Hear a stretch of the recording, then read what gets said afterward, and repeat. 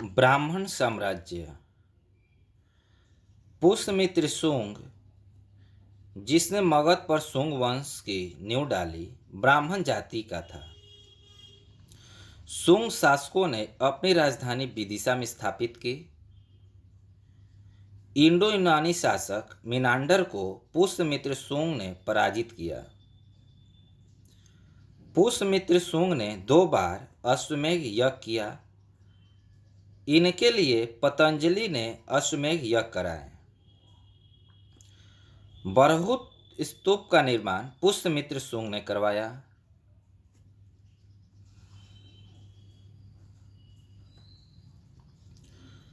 शुंग वंश का अंतिम शासक देवभूति था। इसकी हत्या 73 ईसा पूर्व में वासुदेव ने कर दी और मगध की गद्दी पर कौरव वंश की स्थापना की। कौरव वंश का अंतिम राजा सुशर्मा हुआ। सिमुक ने 60 ईसा पूर्व में सुशर्मा की हत्या कर दी और सातवाहन वंश की स्थापना की। सातवाहन, जो आंध्र वंश से संबंधित है, शासकों ने अपनी राजधानी प्रतिष्ठान, जो गोदावरी नदी के किनारे अवस्थित है, में स्थापित की। प्रतिष्ठान महाराष्ट्र के औरंगाबाद जिले में है।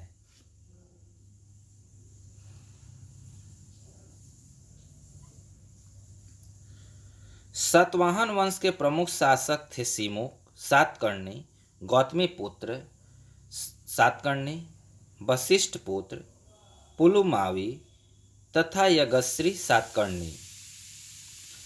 सातकर्णी ने 2 अश्वमेध तथा 1 राजसूय यज्ञ किया। सातवाहन शासकों के समय के प्रसिद्ध साहित्यकार हाल एवं गुणाढ़े थे।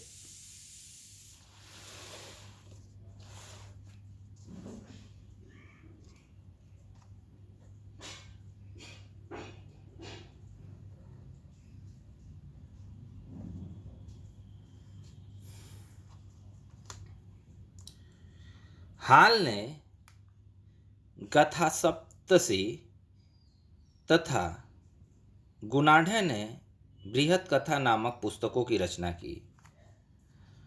सातवाहन शासकों ने चांदी, तांबे, सीसा, पोटीन और कांसे की मुद्राओं का प्रचलन किया। सातवाहन अपना सिक्का ढालने में जिस शीशे का इस्तेमाल करते थे, उसे रोम से मंगवाया जाता था। ब्राह्मणों को भूमि अनुदान देने की प्रथा का आरंभ सातवाहन शासकों ने ही प्रारंभ किया। यानी सर्वप्रथम इन्होंने सातवाहन शासक ही प्रारंभ किए थे ब्राह्मणों को भूमि अनुदान देने की प्रथा को।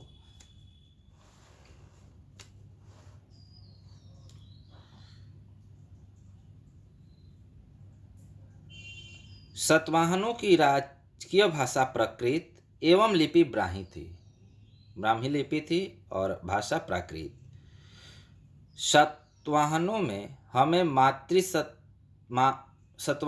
हमें मातृतंत्रात्मक ढांचे का आभास मिलता है। इनके राजाओं के नाम इनकी माताओं के नाम पर रखने की प्रथा थी। यानी राजाओं का नाम उनकी माताओं के नाम पर रखने की इस समय प्रथा थी, जैसे गौतमी पुत्र, वशिष्ठ पुत्र आदि। लेकिन सातवाहन राजकुल पितृतंत्रात्मक था, क्योंकि राज सिंहासन का उत्तराधिकारी पुत्र ही होता था।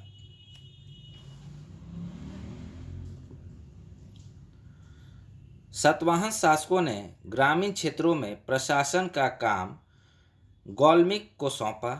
गौल्मिक एक सैनिक टुकड़ी का प्रधान होता था, जिसमें 9 रथ, 9 हाथी, 25 घोड़े और 45 पैदल सैनिक होते थे। सातवाहनों की महत्वपूर्ण स्थापत्य कृतियां हैं कार्ले का चैत्य, अजंता एवं लोरा की गुफाओं का निर्माण एवं अमरावती कला का विकास। सातकर्णी एवं अन्य सभी सातवाहन शासक दक्षिणापथ के स्वामी कहे जाते थे। नोट: सातवाहन राज्य में उत्तर और दक्षिण भारत के बीच सेतु का काम किया। यानी सातवाहन जो राज्य है, उत्तर और दक्षिण भारत में सेतु का काम किया। Thank you for watching. अगले अध्याय में हम भारत के यवन राज्य से पढ़ेंगे।